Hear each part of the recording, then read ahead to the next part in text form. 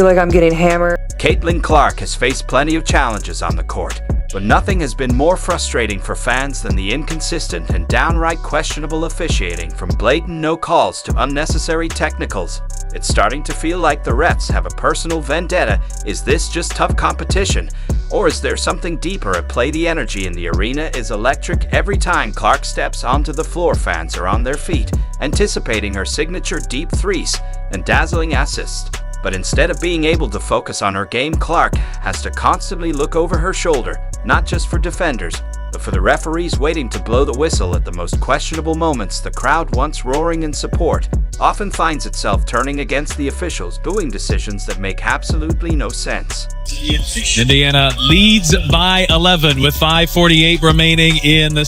So what's really happening? Are these just bad calls? Or is there a pattern of bias emerging? We're breaking down 10 of the most outrageous game-changing calls that have fans, analysts, and even players scratching their heads. And trust me, when we get to number 7, you won't believe how blatant this has become. Let's start with one of the most ridiculous no calls in recent memory. It was September 22nd, the start of the playoffs. Indiana Fever versus the Connecticut Sun. Tensions were high and all eyes were on Caitlin Clark, the league's most electrifying rookie. The stage was set for a thrilling showdown, but instead fans were treated to one of the most egregious officiating blunders of the season. Just minutes into the game, Sword Carrington lunged for the ball, but ended up hitting Clark square in the eye. The force of the impact left Clark momentarily dazed, blinking.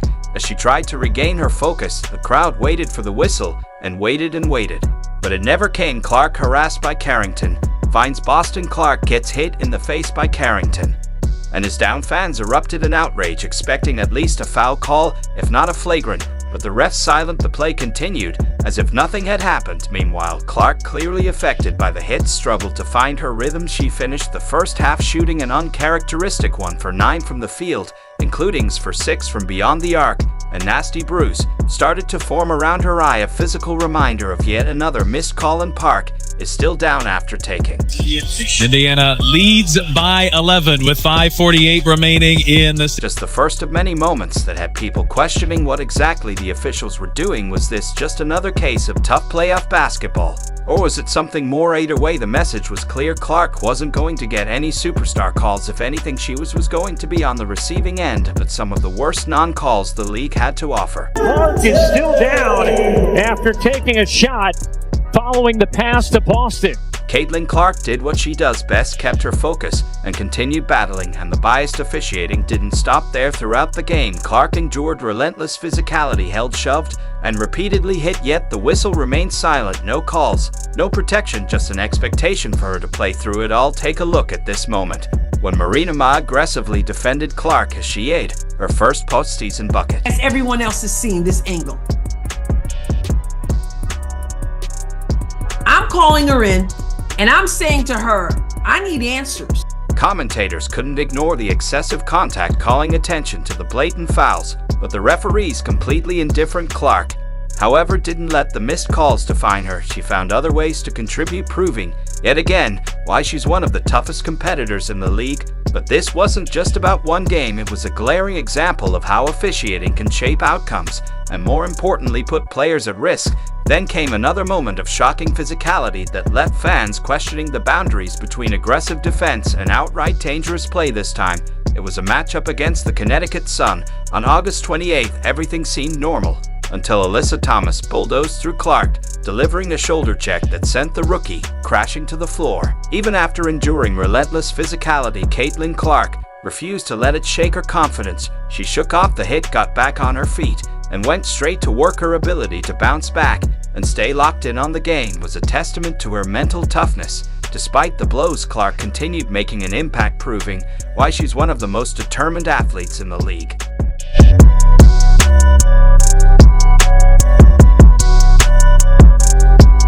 Here at the heavy contact, Arena gasped in disbelief. The hit was brutal, yet somehow, the officials only assessed a common foul. Fans were livid. "That's not basketball," one person tweeted. Another described it as a cheap shot, leaning in with the shoulder. The overwhelming consensus?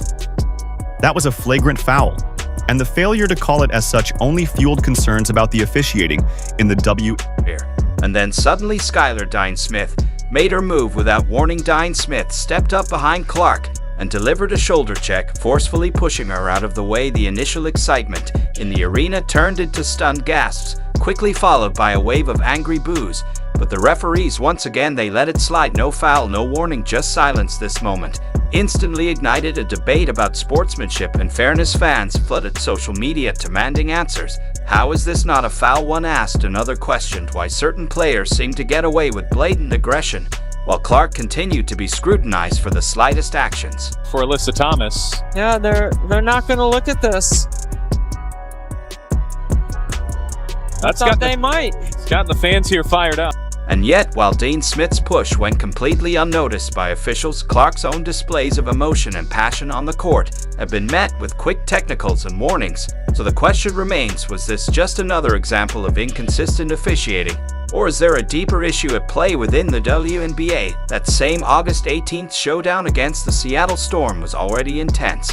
But what happened next turned up the heat even more. With 714 remaining in the third quarter, Caitlin Clark missed a shot and in a moment of frustration, lightly hit the padding of the basketball hoop before anyone could even process what had happened. The referee's whistle rang out, technical foul, and Caitlin Clark gets hit with a technical after the call sent shockwaves through the arena. Fans were immediately divided.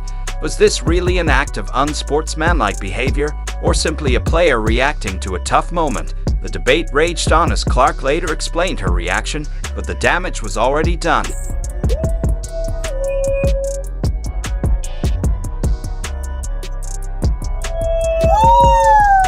Despite the questionable call, Clark didn't let it shake her. She stayed locked and determined to lead her team to victory.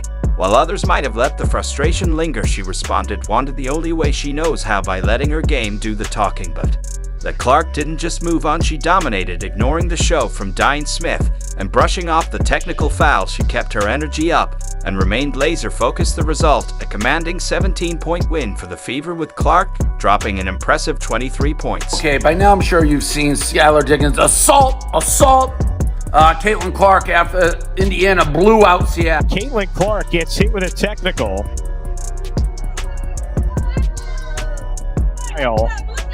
After The call sent shockwaves through the arena. Fans were immediately divided. Was this really an act of unsportsmanlike behavior, or simply a player reacting to a tough moment? The debate raged on as Clark later explained her reaction, but the damage was already done. I got a technical for basically being mad at myself because I missed the three and then I went and hit the backboard, and he told me it was disrespectful to the game of basketball.